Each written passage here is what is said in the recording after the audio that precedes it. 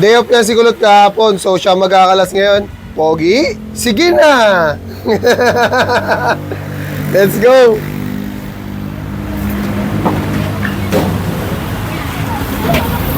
Tingnan natin kung may improve to ni Kulot. Tingnan natin kung may improve niya yung pagpa-primal cuts and deboning dito.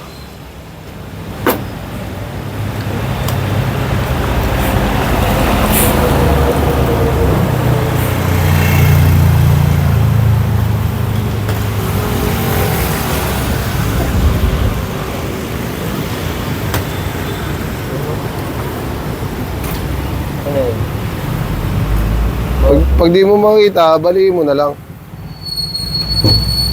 Pakita.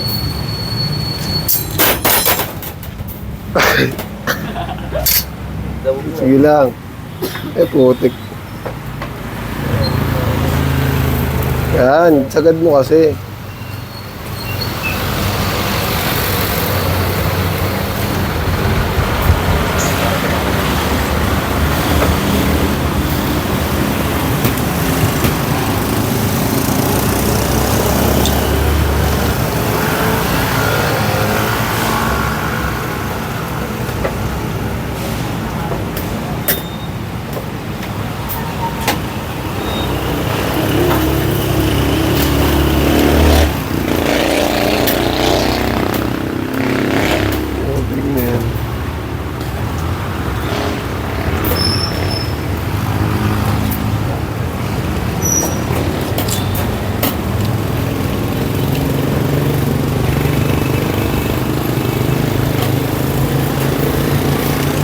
Tapos na tayo sa primal cuts, guys. So, punta naman tayo sa deboning.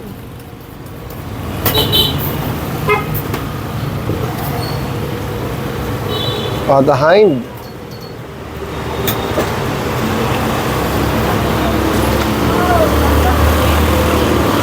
Yung paggamit lang talaga ng knife ni Kulot dito, kailangan i-improve pa.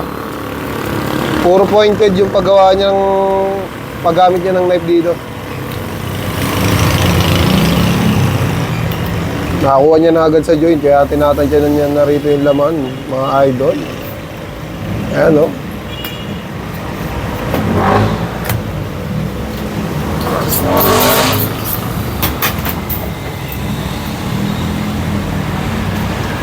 First layer ng bias, mga idol. Pointed talaga yung pointed, dagger grip. Hindi siya gumagamit ng power grip, guys.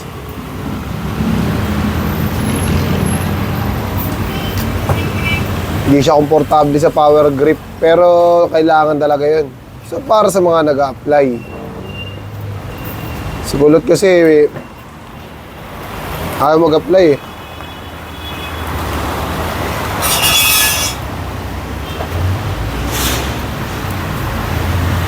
Tapos na tayo sa arm leg, punta naman tayo sa may shoulder, mga idol. Ayan. Siyempre, medyo malaman talaga yung may soft bone natin para mabilis natin maibenta yan, mga idol. Tingnan natin kung may improve dito ni Kulot yung pagtatanggal niya ng shoulder blade. Grabe yung baboy natin, no? Panalo sa pork ribs. Ito na ang exciting part. Tingnan natin kung kayang tanggalin ni Kulot yan, mga idol. Yan. Lagi ko ginagawa sa video ng pagtatanggal ng shoulder blade. Tingnan natin kung kayang gawin dito ni Kulot.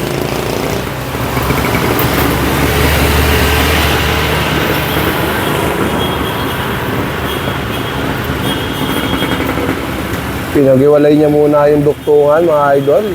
Tinanggal yung mga litig sa ibabaw at inangat yung soft tissue bago yung hiniwa sa may gilid ng shoulder blade, mga idol. Yun, nakuha. Okay na yan. Kabila naman. Okay na yan, kabila naman. Huwag na angat. Yan, kabila naman. Ganun din. Sundan mo lang yung layer. Sobra mo ng konti sa layer. Yan, sundan mo lang yan. Yan, okay na. Hatak. Hatak. Nice one. Diba? Basic na basic. Pag nakuha nyo yung ganun technique, mga idol, yung dating hirap na hirap sa pagtatanggal ng shoulder blade, Ngayon, basic na lang. Magaling na mag-primal cuts and deboning. Pogi pa. Saan ka pa? All in, all out.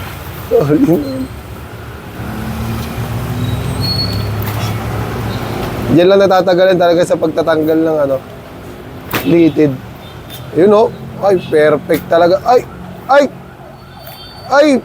Ay, grabe naman yun. Grabe naman yun, boss. Napakaganda.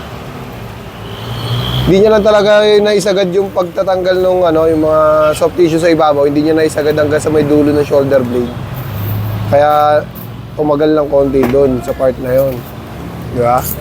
Pero all goods na, di ba? Pag nakuha niyo yung ganung technique, basic na sa inyo yan, mga idol.